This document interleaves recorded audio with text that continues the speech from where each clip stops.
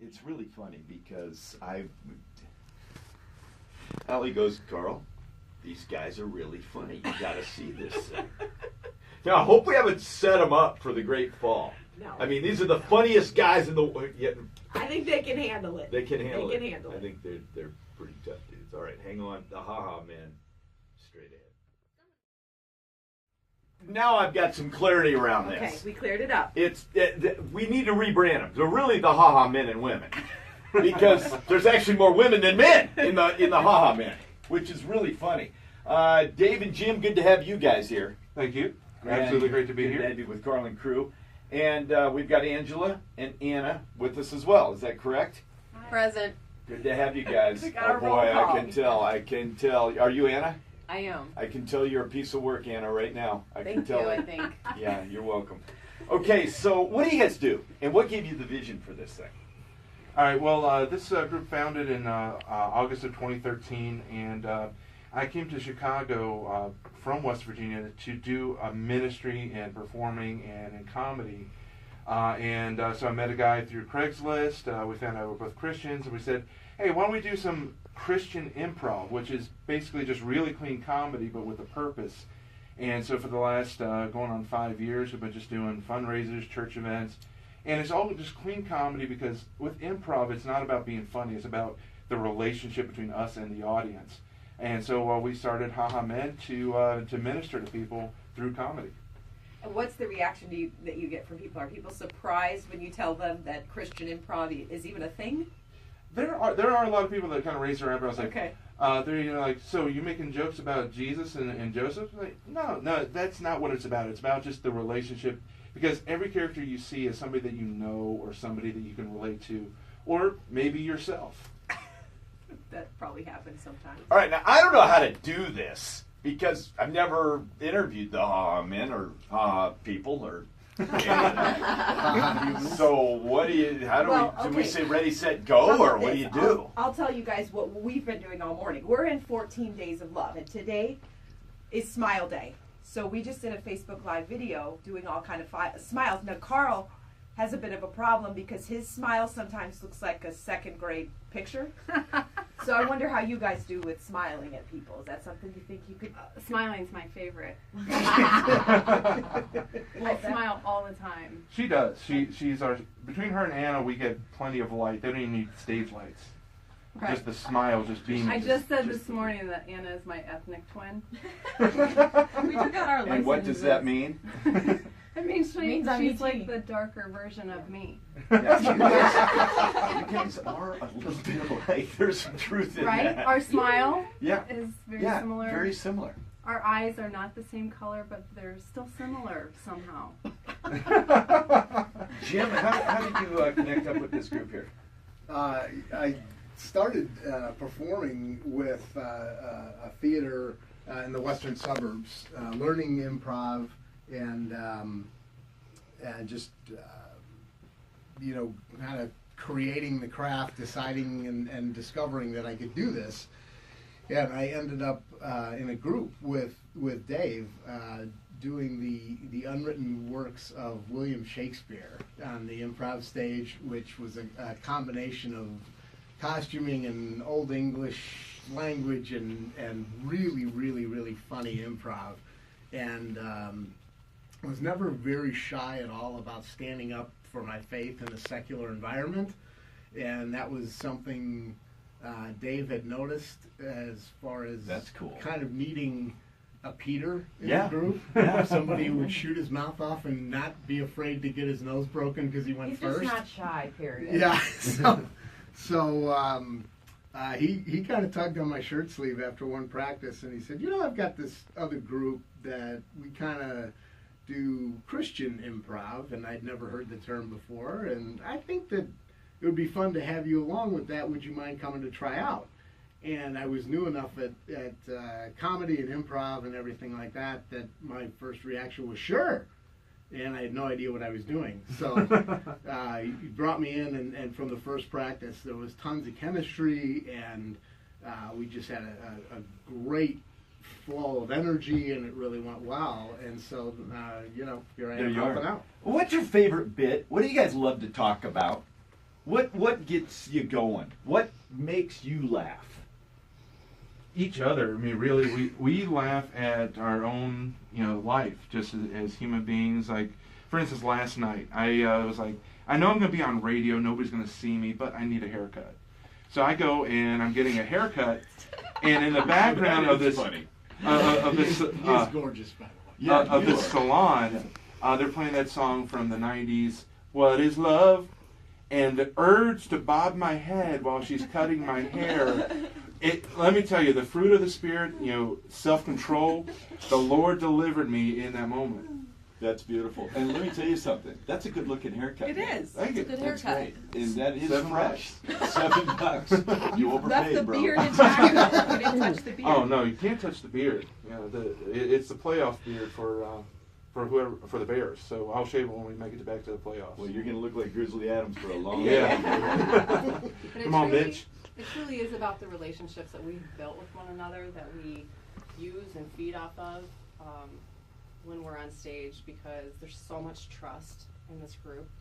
And improv is so much about trusting your partners. Yeah, talk about that a little bit. I bet it is, because you could hang someone out to dry. Absolutely. And one of the beautiful things about doing clean comedy, I've done comedy all over the city, and one of the most beautiful parts about doing clean comedy for me is that it's liberating, because I don't have to be afraid of what my partner's going to hand me and have to respond to that. Yeah.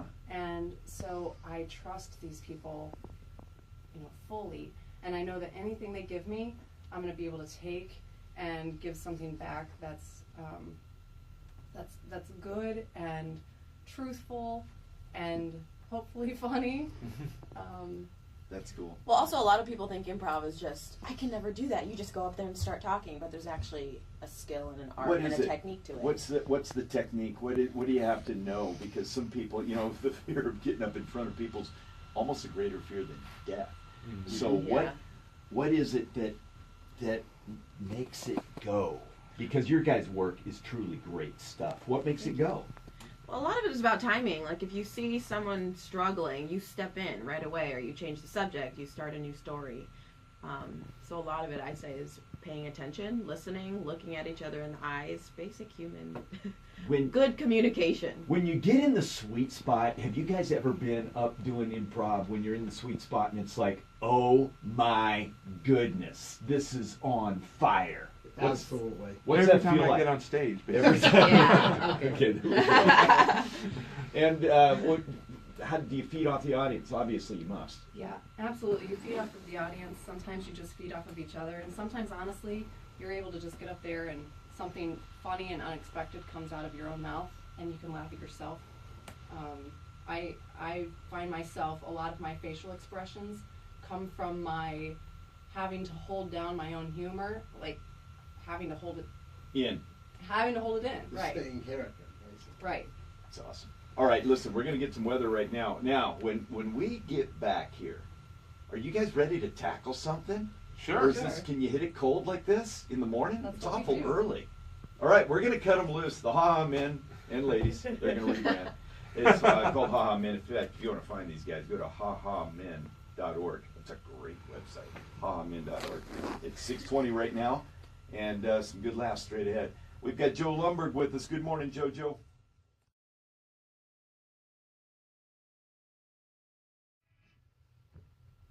Okay, 6:23 is our time. It's Karl and Crew mornings, and we got the HaHaMen with The us. HaHaMen and women. Yes. Yes. Okay, so we're going to cut you guys loose. So if you've listened to our show, we got a team here. We've got Karl, I'm Allie, we've got Sputnik, Young Thunder, Super Die. So I'm going to let you guys take over our jobs. You guys get to host a morning radio show. Who wants to be Karl? Sure, I'll Who be wants to Karl. So take it away. Take you it guys away. get to take over Karl and Crew. Go for it.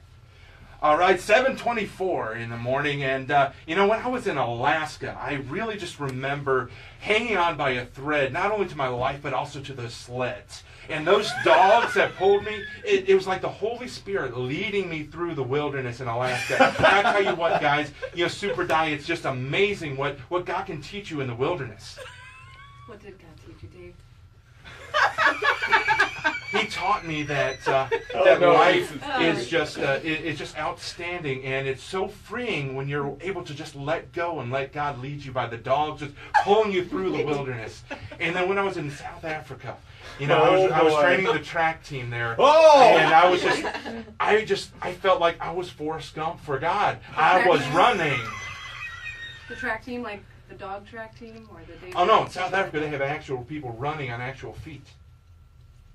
Oh, I've heard of that. I'd like to call in. I'm a caller. We've got a caller. Go ahead, caller. Morning, Karl. Good morning. What's your name? Oh, it's Rebecca. Hi, Rebecca. How are you? Great. I just want to tell you how much I love you. I wake up in the morning every morning and make sure I listen to you at 6:10 a.m. and it just gets my day going. I just want to tell you I appreciate you. Rebecca, get off the phone. I'm coming, Karl. His name's Karl too. That's awesome. Rebecca, let me just do this.